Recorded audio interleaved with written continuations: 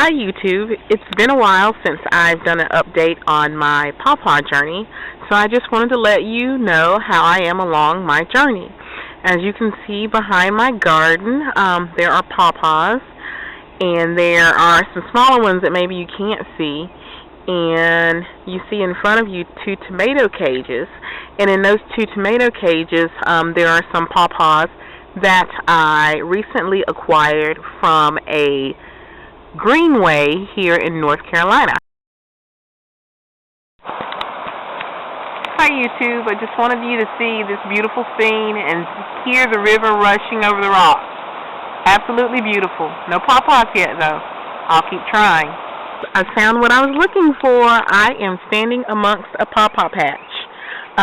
As you can see, this tree right here is a pawpaw, and I'm sure you can see the water out beyond it. And if you just keep going, like that's a pawpaw, this is a pawpaw. I am back from as you can see, I have two little pawpaw transplants. I'm hoping that they make it, but unfortunately I really didn't have anything to dig with while I was there, so I did the best I could. But as you can see, normally I would like to keep all the dirt around it, and as you can see, there is no dirt on this little thing. And I'd like to get more roots, but I have two roots there, so I'm hopeful.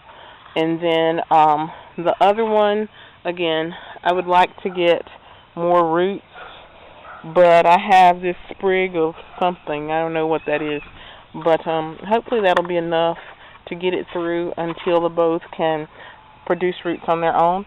I'm also going to put some rooting hormone on it.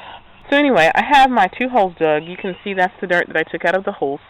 And here are the holes. That's one hole, and then there's another hole there.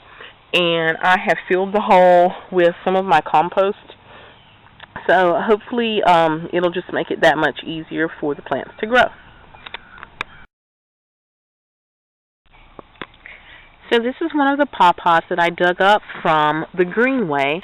The leaves that were on here were fairly large, and they fell off. It kind of just sat there for about 2 weeks. I watered it every day. And as you can see, I put some mulch around it to keep it from drying out. And after about 2 weeks, you can see it's starting to put out new leaves. They're quite small compared to the leaves that were there. But the point is it survived. So this is the second pawpaw that I got from the greenway. As you can see right now, it's starting to put out new leaves. See right there? Those are new leaves. And then also right here. Okay, so let's tour my pawpaw plants. The pawpaw plant that you see in front of you is about 2.5 going on 3 feet tall. I got that from Hertz Gardens. This pawpaw I transplanted from my parents' backyard. The next pawpaw, this one, let me step back. It's hard to get it all in the frame. But anyway, I got it from my parents' backyard. It's a transplant. It's over 6 feet tall now. Just a little bit over 6 feet. And I was kind of sad because I thought this pawpaw was going to throw out some flowers, but it never did. And just wanted to show you the progress of my pawpaw. As you can see, while I'm getting closer, that the leaves are starting to come out. You can see the little green feathers protruding off the branch. And my real reason for talking to you today is the flower development. As you can see, this one flower here, it's developed a stem. The other one, not so much. It had flower buds on it, and the flower buds never actually developed. And you can even see, well, there was one right here and it fell off, but there's one right here above my finger, that knot. That's a flower bud, and that was on there through the winter. It just didn't put out a flower. And, well, what I've kind of noticed is when my pawpaws start growing, if you can look, see if I can get out of the sun here. They're little feather type buds. If you look right there where my finger is, there's something that looks kind of like a sharp feather, if you will, a blade maybe. But if you look down here on the same plant, look how that bud is a whole lot fuller and a whole lot rounder. Well, that should develop into a flower.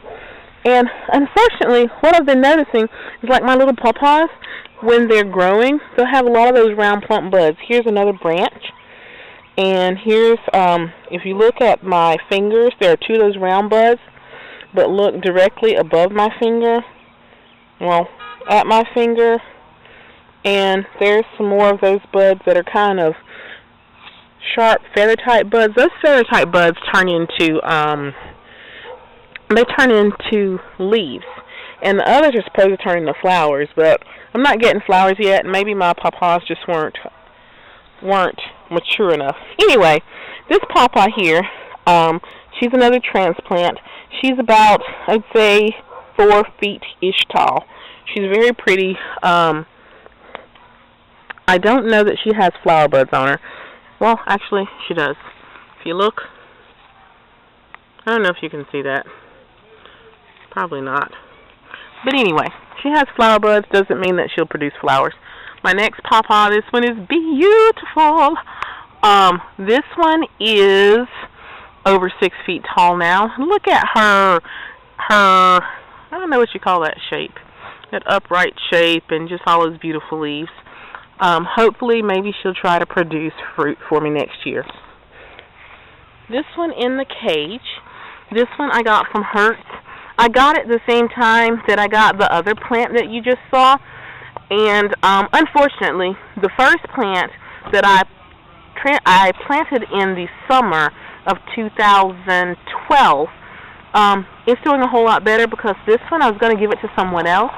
I didn't plant it immediately. As a matter of fact, I didn't plant it until the fall, maybe even the winter of 2012. So as a result, she's a little bit stunted in stature. She just hasn't grown as much, but she's getting there. And you can see all the new growth that she's put on just this year. Okay, so the rest of my pawpaws are located in another spot in my yard. It's, as you can see, or maybe you can't, it's a lot more shady here, okay? This first pawpaw that I'm walking towards, this is a transplant. Notice that these pawpaws don't quite have that pyramidal shape, and really they're not as full as the pawpaws that I have in full sun by my garden. These two pawpaws here, this one and that one, I purchased these from Gurney's. I put them in the ground in the spring of 2011, and oh my goodness, they were little twigs, 6 to 8 inch twigs, and they have grown a lot. I'm proud of them, and I'm kind of hoping that these will flower sometime soon, and the reason being because the pawpaws that the tallest pawpaws are transplants from my parents' pawpaw patch, and I'm afraid that they're all genetically the same plant, just clones of each other, and I need something to cross-pollinate with. So my closest hope to being able to cross-pollinate are my Gurney's pawpaws, simply because they're the biggest pawpaws that I have that I did not transplant from my parents' pawpaw patch.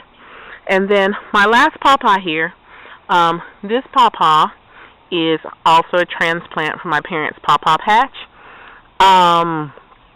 This one is capable of flowering. It's had flower buds, but they have not materialized either.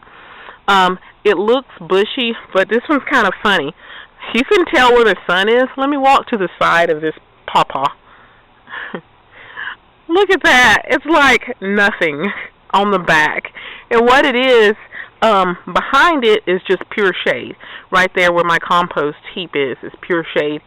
And the sun is on the south side of my house. So the pawpaw is growing towards the south side, and that's the only direction she's growing in, which is just fine with me. So anyway, just wanted to update you. I know I haven't done much about pawpaws or told you much about my pawpaws. I don't have fruit yet. I'm hoping.